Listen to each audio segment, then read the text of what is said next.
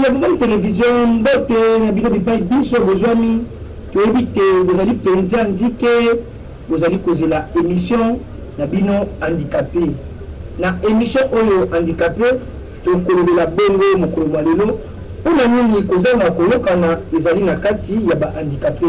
Ndenge balbaka été divisé pour mieux régner, ndenge pe balingi ba kabula, ba handicapé, et pas la personne valide. Tu peux pas bateau to benga ba non handicapé nde bango wapi wana balingi ba pesa koko so tu peux ba ko tsabuli eke na kati ya ba handicapé nde pona ba biso rambo biso banso toujours assister la conférence de presse au wapi déjà organisée par ba personnes vivant avec handicap nde celui toujours beta kota makona régie ba c'est biso lolenge nini ba handicapé bazali kokota to pe bon arrivé ya ba handicapé na kati ya salle ya conférence de tolani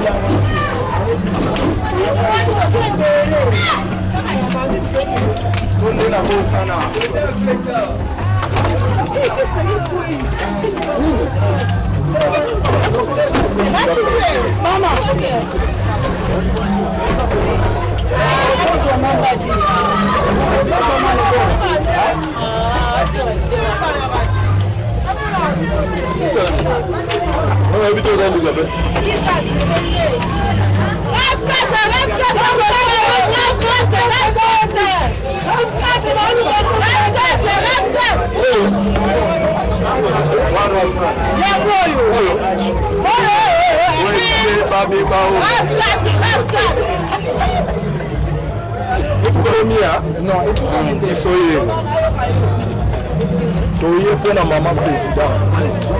maman ministre de commune, sans blague, la ministre la biso, ça la blague, la ministre la biso, pour bana.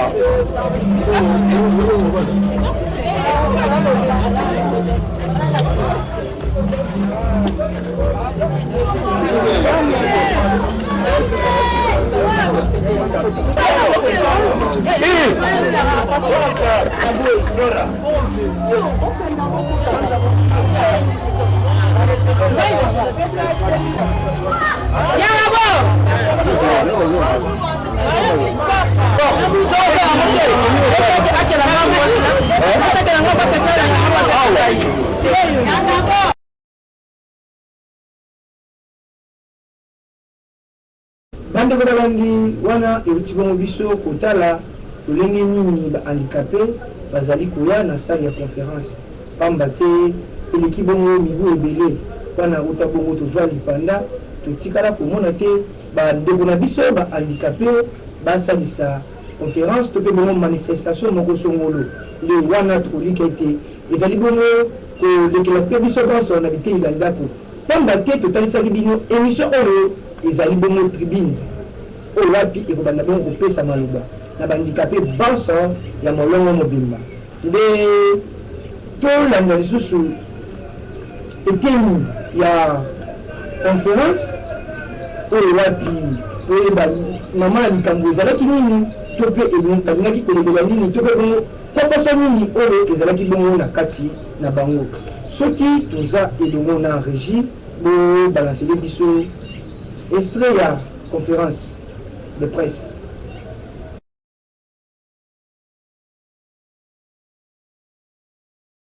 La personne vivant avec handicap en entier, na autre vulnérable. Autre vulnérable, totie bandundu, banderaso baveugle, biso nyonso, na bavieillard. Na boye, tosangani awa, po tosala conférence de presse. Pona ko monopoliser parole ke, na kopesa maloba epa Mama Chantal, oyo azali moko ya baorganisateur na kati ya conférence de presse oyo nde apesa biso message oyo biso nyonso tosangani lelo po tozela natiki maloba pa Mama Chantal. Moto oyo azali orateur asa lobi eloko oyo ekutanisi biso awa soki bomoni nazwi liloba oyo paske nazali moko ya bakambi ya funa tozali na 7 communes. Chaque commune eza na noyau oyo azali responsable ya commune wana. Sikoyo ndenge tozali na funa ngai nazali représentant ya district ya funa. Nazali kaka nga moko te, tozali mpe na bato ya Lukunga. Na Lukunga responsable ya district ya Lukunga azali pembeni na nga awa Mama Anengo. Tozali mpe na bato oyo ya Moamba azali awa bato ya Moamba bazali représente. Bandeko na biso ya changu nde bazwi mwa etamu. Biso nyonso bandikape toyebi oyo tozali oyo tozalaki na ebandeli ndenge kaka mama na biso Eliza uti koloba awa etikala jamais kosalema na mokili bandikape baconsidere biso me bakomo considere biso lelo malgré tozalaki na ministère ya affaires sociales. Mais moi makambo ebele tokomi kozwa po tokomi na oyo ya biso ministère kozwaki bilamba ndenge osengaki na mpa bapesaka biso te. Toko se rappele tango président Faci apretaki serment nzembo moko bazalaki koyembela ye bazalaki koloba Faci papa lobaki le peuple d'abord kobosana te le peuple d'abord ye mpe ayoki liloba wana lobi wi nakosalela le peuple d'abord na le peuple d'abord aye nanu mbango epa na biso bandikape il faut natombola bango pour que bato nyonso mpe bamona bato oyo babwakamaki bazanga ntina tolongama bandoki bateta biso na ndenge nyonso azwi ministère na ministère wana lobi nakopesa bango kaka moninga na bango azwi moko ya biso oyo babengi Mama Irene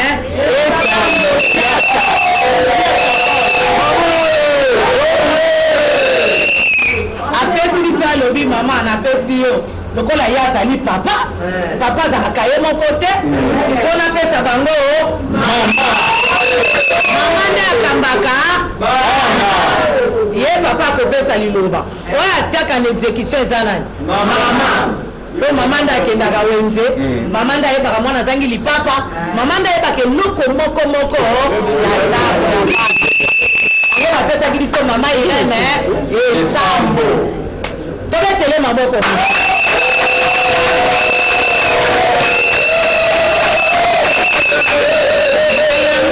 mama mpe alobi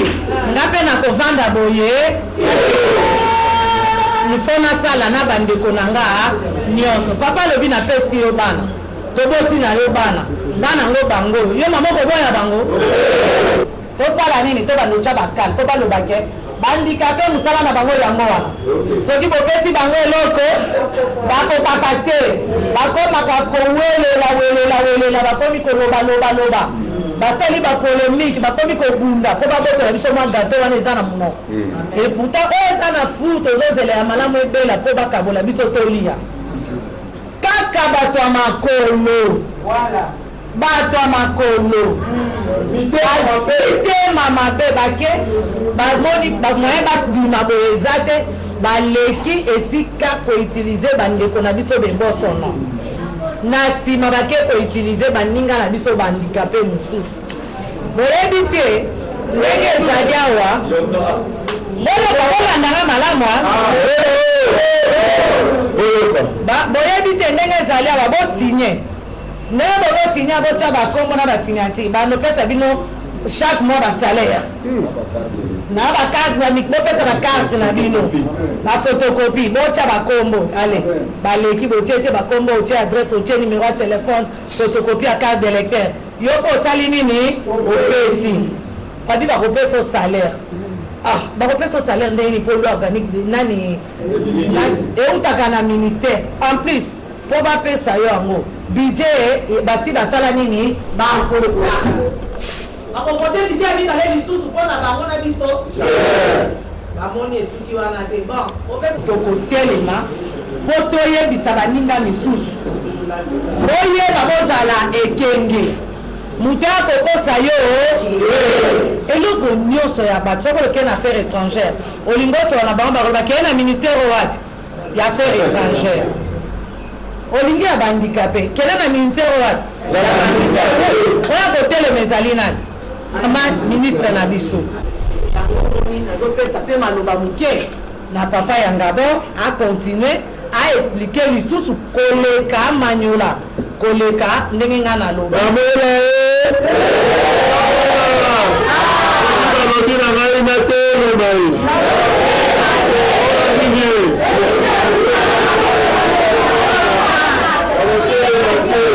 wana topesi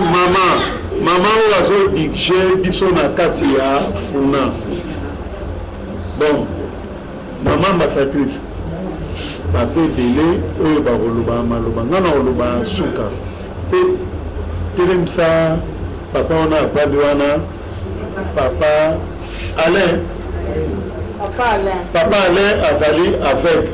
oyo azodirige mpe personne handicapée mbandeko mbote na biso mbote lisusu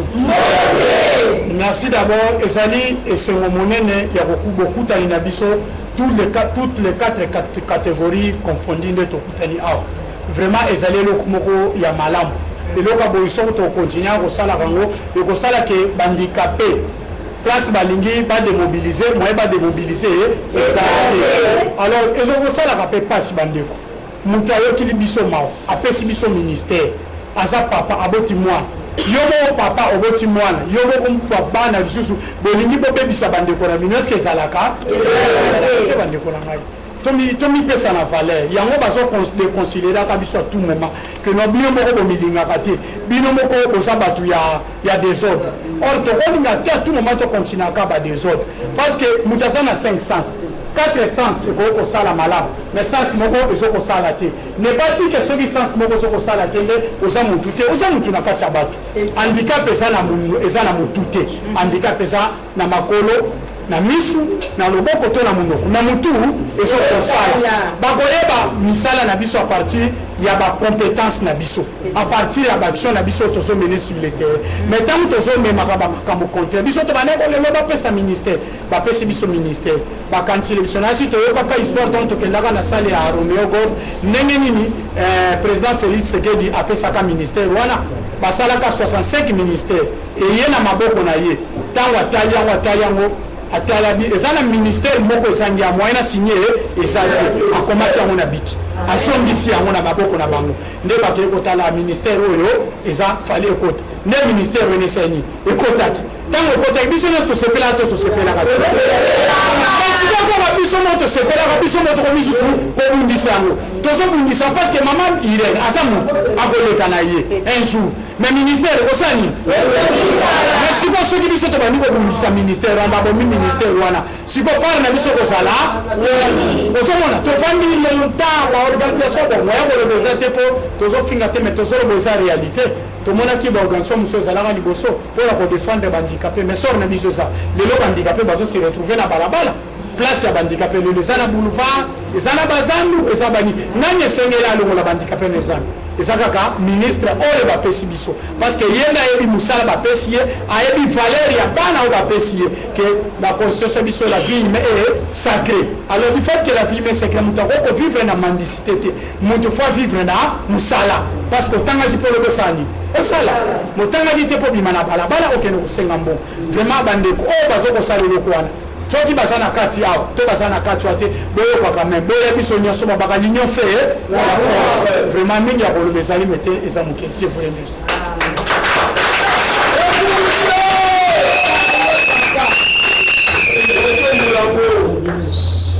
bandeko na biso wana touti kolanda papa na biso représentant ya baaveugle awa tozo kolanda mama na biso représentant ya baalbinos tolobaki na bino tosangani awa toute catégorie ya bapersone vivant avec handicap et autres vulnérables toza mpe na bandeko na biso baalbinos nde mama azo représente bango ye mpe aleka na interview toyoka makanisi na ye.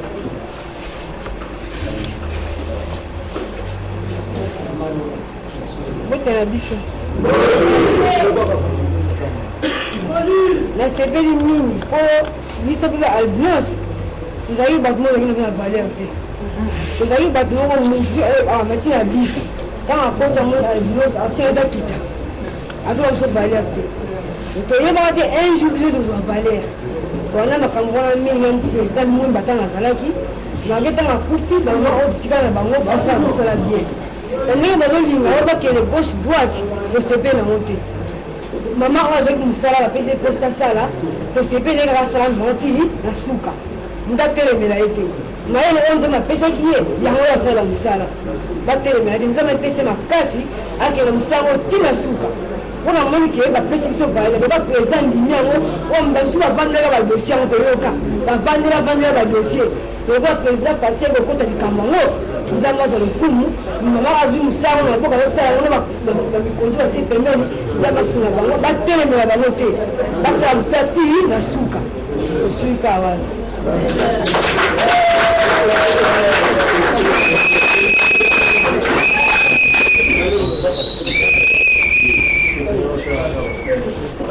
oyo aza papa na biso représentant ya basour ye mpe azopesa message na bandeko na biso basour par rapport ya makanisi oyo toza nango toyoka ye.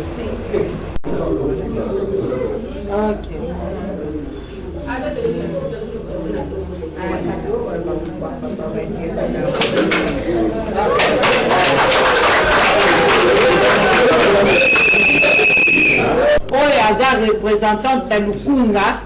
apesa biso mpe message par rapport à conférence de presse likanisi na ye eza nini toyoki ye.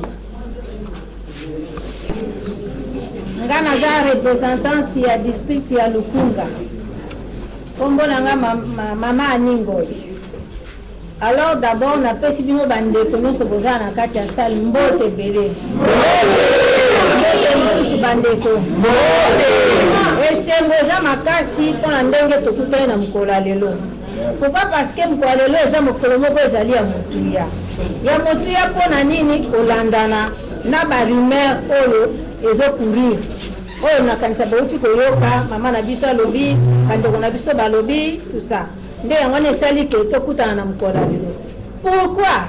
Parce que soki ngai alobi yango ke eza na motuya parce que touti mosika bandeko mpo ke lelo biso bapersone handicapé tokóma na ministère. Mama alobaki awa brifaki ya mwa moka alobi c'est depuis 1960 depuis mboka na biso eza indépendance biso bapersone handicapé tozalaki na mobekoli kunzi te oyo ezalaki koprotege biso ezalaki te. Basangisaka biso na bavieillard donc bato ya troisième âge basangisaki biso na bango na kati eloko moko balobi ete bato ya troisième âge na biso bapersone handicapé toza kaka na bosenga ya besoin spécifique. Donc besoin spécifique point besoin spécifique wana ezali le mosusu ke bon bato ya troisième âge basengeli lokola basi balendi komemaka bango kopesa bango biloko ya kolia koencadre bango soit kosukola bango kovanisa bango na mwa babisika moko boye nde totali tolobi kote biso bapersone handicapé babilenge baza na kati na biso bato batangi kelasi baza na kati na biso bo basisi bauniversité toza na bamédecin toza na bajuriste akoki kosangisa biso na kati ya liboke moko na ba 3e age te nde bandeko sika totelema bapersone handicapé batelemi ezalaki bapersone valide nde baincitaka biso te biso moko bapersone handicapé toteli tolobi te na lero maintenant siko bazosala mise en place ya constitution ya mboka mobekoli konzi ya mboka totelemi tolobi te biso fo tobima na kati ya nini wana bavieillard parce que soki biso na bango so toza na kati eloko moko yake esengeli na biso kaka besoin spécifique donc bakomona biso kaka toza bato ya bokabela ye loso bopesa ye masango baza bato bakoki kosalela ye politique molai te ça veut dire que personne handicapé akoki kodirige mboka oyo te personne handicapé akoki kodirige ministère te akoki kozala médecin te akoki kozala lokola ndeko na biso yanga bongo ndenge nesiko bayambi biso te donc biso toza kaka bato ya pesa loso pesa boye pesa 10 francs biso totelemi tolobi tote na bato totelemaki wana mpe mama na biso Irene Sambo Diata azalaki ye mpe na kati tobundi bapersone handicapé bango moko toarrache article 49 article 49 ezali eloko oyo bapersone handicapé bango moko babunda mpo nango totambola tosala basiti tosala baplaidoyer na bamoi makasi topolela mbula batyola biso tala bango wana eske bango bakokosala eloko nini bazosenga nini alors nzambe asali na 2006 tozwi article 49 article 49 na kati nango elobi kete na kati na article 49 na biso il faudrait maintenant sikoyo ke tozala na mobeko oyo ekopanza ekolakisa koma participation ya bapersone handicapé na politique na donc okota ya politique okota na bainstitution ya mboka nani il faut esengeli une loi organique lisusu bapersone handicapé babundi le bazobunda wana na mama mpe Irene Sambo na kati tobundi banda 2008 tobimisi première ébauche ya loi ya proposition ya loi organique biso na mama Irene tobundi loi wana tokei nango ti topesi na maboko ya mama Eve Bazai parce que yene moto esengelaki aporte donc il faut député nde akoporte loi na kati ya assemblée eza bino bato ya libanda te moto bokolobela loi na kati ya assemblée kozwi yango topesi na mama Eve Bazai tobandi kolanda lo wana bando des législatures soki après soki 12 ans soki combien tozolanda loi kaka landaka na loi ekendaka tosali basiti tosali baplaidoyer tosali bamemo kodépose ezosimba kaka te bani alors maintenant epi mpe pendant tout ce temps wana bande kocolama tozocolama tozocolama kofingama tozofingama ozomona tozalaki na valeur ata moko te mpona mosusu oaccéder na ministère songolo mpona kozwa eloko songolo il faut ozala makasi soki oza makasi te soki bamoni ka biso omoni bango mpena bandikaka nini bango bazalaka boye eloni bango bazoloba okaka mosusu mpena nasepelaka na bato wana te nalingakuta te bapusana pembeni na nga te bato wana bazaka bandoki baza bandoki ndenge omoni bango wana na banini wana bainjure nyonso wana badiscrimination nyonso wana barégime nyonso wana ezali kowuta epai ya bandeko na biso oyo tolobi bavalide oyo soit disant valide oyo tobengaka bango banon handicapé ozomona mais lelo oye kozwa papa ya bolingo kozwi papa ya bolingo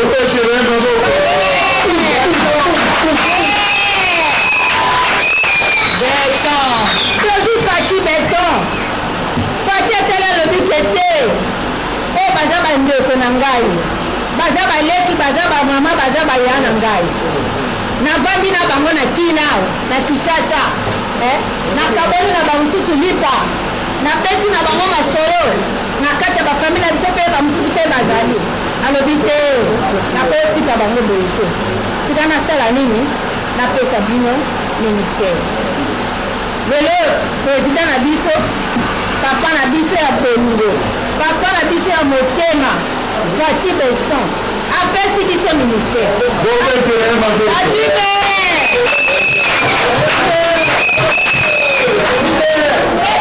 lelo bandeko tokomi na valeur nayebisi bino ke bandeko na ngai tokomi na valeur papa Fati ateli balobi te na kati na bino kaka ndenge mama alobaki azwiki bokonzi alobi te nabanda na mama parceke mama nde ayebi pasi ya bana mama nde ayebi monyoko ya bana abengi mama yazwi kaka na kati ya bato boye te aponi mama oyo ayebi lute abanda na lute wana omoni na kati ya lute wana soko oza mayele te okolonga te aza mwana mwasi moko oyoyo na kati ya bato na leo ya Sun City na Sun City leo ya bazomettre en place gouvernement ya na basi ebele na mibali ebele eleki na seul femme handicapée va venir représenter na Sun City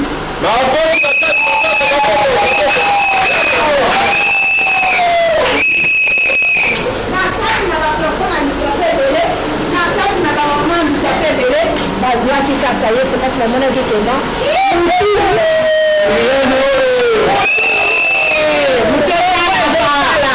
mayele ezali c'est la raison pour laquelle azalaki na kati wana atondeki na Sun City ake koparticipe na réunion na Sun City oboyokelaka tono à la fin bafemme bakangelaka mibali balobi soki lelo tolobi malamu awa te na kati ya sala wa bokobima te elete parmi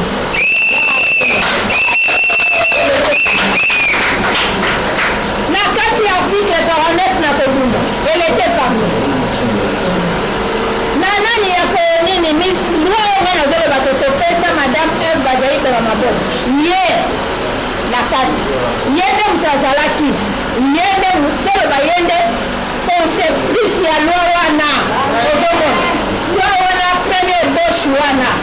ye nde juriste azalaki na kati oyo tokendeki na eti na mama Eve opesiwa bandeko bongo lelo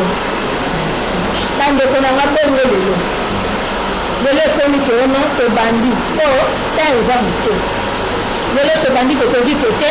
balingi bapesa bandeko na biso baliselo esekile boya na bandenge bandeko balobaki aboya na bakarte tusa bona yoka papa bakosa bino te bandeko bakosa bino te lukuta budget ya 2021 eza déjà promulgué basi batravaillaka budget année ezoya depuis mois de juillet août neti toza na 2021 do budget 2021 batravaillaki yango depuis août ya 2020 na mois ya janvier kale tozokende basi président asi apromulgaki ya donc toza na ligne budgétaire moko te oyo kopesa na bapersone handicapé nani mosala oyo kopesa bango numero matiki lokuta alors nakoloba boye soki eza na kombo ya secrétaire général na biso bakolobe ya biso parce que secrétaire général nde toza nango yango wana pour l'instant oyo tozotravaille nango comme secrétaire général nde yango wana nakoloba ya affaire sociale nakoloba ke secrétaire général bainduire ya erreur te osala marche parce que moto na bapersone handicapé epelaka moto epelaka akoka koboma yango te soki moto epeli secrétaire général ekoboma yango te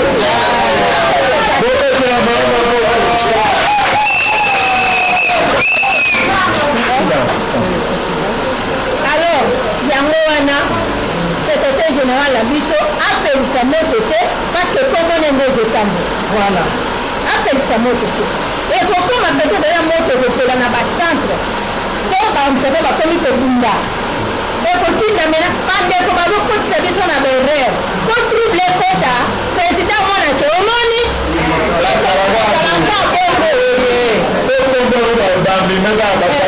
bazala kaka boye bandeko biso te bakosa biso te bapesa ministère na ministère attribution na yango bapersone handicapé maintenant tozodépendre kaka na ministère délégué chez des personnes handicapées. En tout cas, na mukuse autant tozoyela na ngonga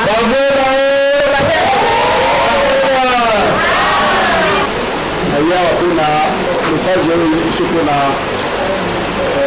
sensibilisation oyo ya point de presse mpona makambo oyo elekakati na biso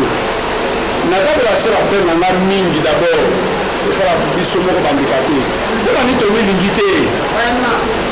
mpona nini tomilingi te tolinga tozonga kaka kombo wana kaka bazalaka bongokola nini bato oyo bazosala basensibilisation oyo contre mama irenge bazosala bapétition baotobotia badukana secrétariat général mpona makambo ya mama irenge nzambe alimisa bango parce que tozalaka boye liboso te toyemalaka boye te tozalaka bastructure moko songolo pakala oyo ezali kokambama na ndenge ya mabe me tala lelo oyo lelo tokomi tokende ntina babandundu bakikwiti bawapi mpona komba ministère bandeko botika eloko wana botika kokreye bafitilité moko inutile na kombo ya bandikape tika mama asala mosala po asensibilize handikape nyonso ayeba na libanda eloko mama oti koloba mama suka na bandi yango makasi bapesaki biso badroit moko spécifique kaka mpona koprotege biso po tozalaka kosengasenga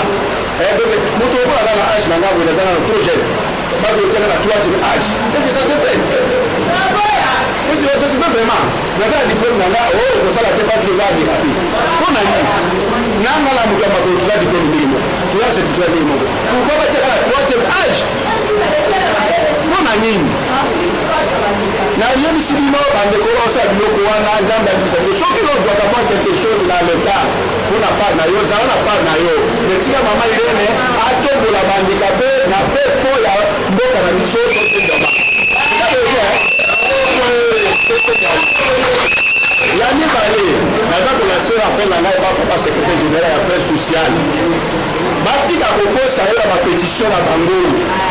baza kokosa bandikape bapesi bango baloso basali bapétition mpona baloso po bakopresente bandikape baboyi makambo ya mama irene en tout cas naseki papa secrétaire général kolanda biloko wana te metala ndenge message tozopesa yo de tolingi ke biso nyonso tosensibilize tokanasiki mama irene mpona kopesa avant ya handikape epui tokumisi papa ya kwafaji apesi biso ministère po totombwama totala misala ebele toyebani toyebi mpe misala ebele tosala me balingi kopelaize biso mpona nini po bango baza kozwa biso tozwa te alors yango nasengi papa secrétaire général zala prudent eloko wana po ekreye bakelele te mpona bacentre hébergement ekomi badeka bango baza bato ya fulani biso tosangani na kote ya ministère ekomi boye alors zala prudent papa secrétaire général po bayebino na erreur te toza na posaki biso bandikape yango wana tolobi deno biso bandikape toza kosoutenir mama irene na eloko azosala batika biso batika kopelisa moto po biso bandikape ntango tobunda okomopelisa te yango wana napesi mosali nanga yango boso nzambe akomiyo tosalela ye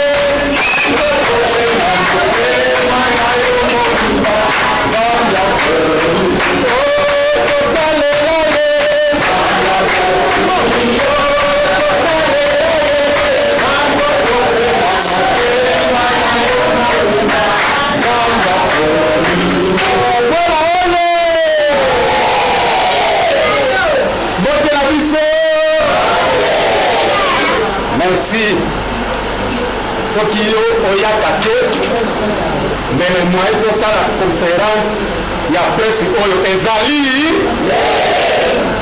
mibetana na maboko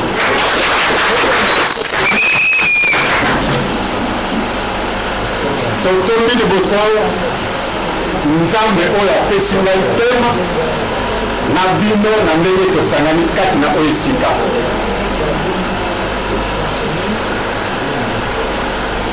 Tosangani awa bandeko na ngai baninga si balobi yango kobanda na le 30 juin 1960 kino lelo si bozo ministre bandikape tala ndenge nzambe asali son excellence président de la République Fatou Beton lokola ye azalaka na matoi ya koyoka ayokaka liloba oyo papa na ye alobaki mwana soki tozi mokonzi tokokanisa na banani bapeuple banani le peuple d'abord kati na peuple wana yo ebosono ozali kati na peuple wana ndeko na ngai papa na biso apesi mama na biso madame la ministre mama Irene Esambo Biatabao lokola mama Irene azali molobeli ya baebosono na ministère na gouvernement bakomi kotuka mama na biso Irene ngai kanda naza nango na minute oyo nazali kokebisa kaka secrétaire ya affaires sociales na bainjonction oyo alingi kosala mpona mama ministre na biso Irene atika biloko wana po ministère wana eza lokola songe ya mbeli akeba mpona ministère na biso ya bapersone vivante handicap ndeko alobi gato ezali na fulu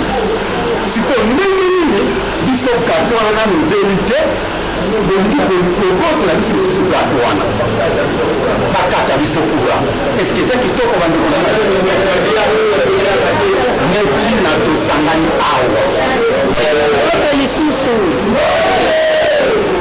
avant toloba toyoka nga naza na mingi te ya koloba ya motuya ezali ete esengo nano ezali na ya makasi ya ebele po ete tozwi nanu mama oyo aza nanu mama avocate babengi mama Irene Esambo azalaka avocate na biso aza pe avocate na kati ya mboka na biso na mutu oyo aza na molobeli na kati ya lingomba na kati ya société soki ozalaka deja na avocat na yo oyo babengi molobeli ya bandikape zala na esengo zala mpena na esengo makasi mpo ata omoni ke mutu monguna moko ayeboye oyo ayeboye abundisi oboye anaza na molobeli na ngai nakobimisa mapeka na ngai en tout cas nakumisi nzambe mpona occasion oyo epermettre biso kokutana te badistrict nyonso toleka na kokutana awa esika ya papa ya ngabor nzambe apambola ye mpona esika oyo apesi biso apambola mama Irene akende liboso apambola mama Irene na makanisi na ye oyo aza nango mpona kosoutenir bapersone viva avec handicap mais tokosenga na papa secrétaire général na biso ke en tout cas na banungunungu nyonso oyo azotia na badesordre nyonso ye azolinga kotisa na kati ya bandikape en tout cas nasengi ke nzambe epargne na yango alongo na yango po te ekosala malamu te ya mibale na kosenga na papa Fatou Beton nasengi na papa Fatou Beton ke papa baministère eza ebele bandikape batangi ebele tozwani tokomaka biloko pamba baministère eza ebele babisika eza ebele oyo kointroduire bandikape moko na moko batangi oyo bayebi misala basala misala papa tozosouffrir makasi pene tozosouffrir makasi sikoyo mayele yango bapara batangiseli biso bapara bakomi koregrete na minerval na bango bafutela biso papa Fatou talela biso na likambo oyo papa sunu mama Irene ke ministère ya biso ekende liboso ezala monene mpo bandila mpe basala mosala nakosenga mpe na papa Fati Beton papa Suma mpe baministère oyo ekanisa deja kozwa handicapé moko kotia bango na mosala soutenir bango mpo te batia bandicapé wana bisika mpe ya malamu bakende bango liboso.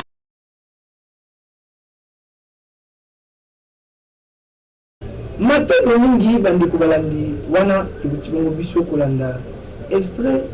ya conférence lolenge nini to mpe bongo mama ya likambo oyo esengelaki bakoka bongo kotalisa na molongo mobimba to mpe bongo na bandeko na bango oyo bazali mpe bongo na bandicap lokola bango nde wapi balinga batalisa na kokoso oyo ezali na kati na bango mpe bongo bokolanda osfac oyo wapi ezalaki bongo organisation oyo eorganizaki conférence de presse yango mpe bongo bakopesa mpe bapesa ntina ya fondation na bango lolenge ekani to mpe bongo misala imie oyo ezali na kati ya fondation na bango nde soki toza elongo na régie bolanda bainterview lolenge ekani bandeko bapeselaki na mikolo ya Vuvam télévision tolanda.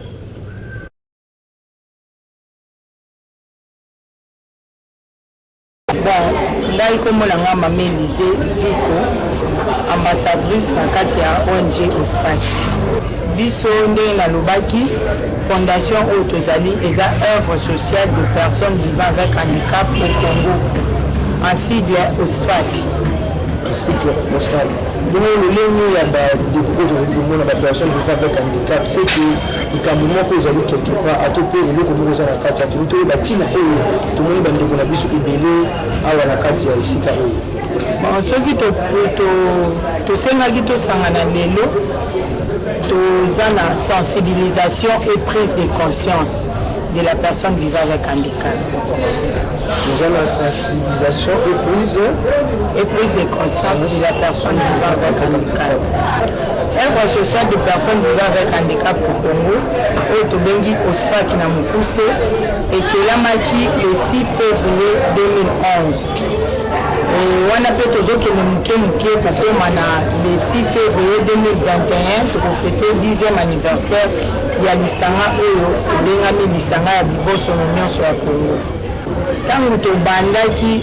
organisation ezalaki na likanisi ya kosensibiliser la personne vivant avec handicap. Ntango tokomaki na kati ezalaki kolongola handicapé na boyinga kokonscientize ye mpe kolongola ye na boyinga. Na kati ya koumela toyekozwa ministère oyo ya biso ya bapersone vivant avec handicap et autres vulnérables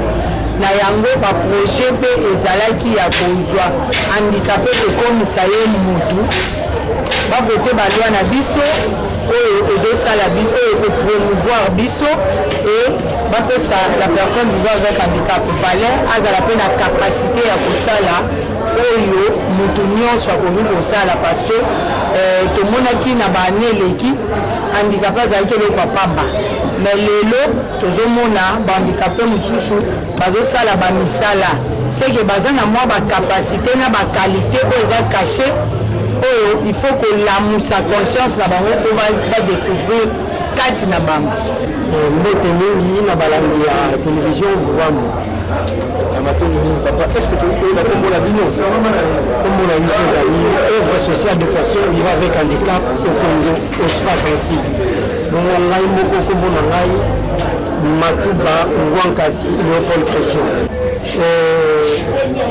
D'abord avant naloba na kotongo tata mokeni lingomba oyo monsieur Mendange itala président ya Gabon na kotonaka ngai na assemblée générale esika ya secrétaire général mais kotala ngai kozala na kokoso te bandicap mosusu ezalaka visible te bandicap mosusu ezali invisible nayaka lokola aide handicapé na kati ya association oyo ezalaka aide handicapé ya Mama Rose en passant naza mpe artiste comédien ndanze naziwaka yaye ya Mama Rose na bapiese na moyonde gauche mais kokoma na ngai na kati ya association nakotaka déjà 6 mois poste ya secrétaire ezalaka vie alors assemblée générale evandaka na bokambami ya président Mendange Ekala et nakonaka ngai lokola secrétaire national ndeti na lelo bomoni ngai na bandeko tozotambola lokola mbisi na kati ya mai.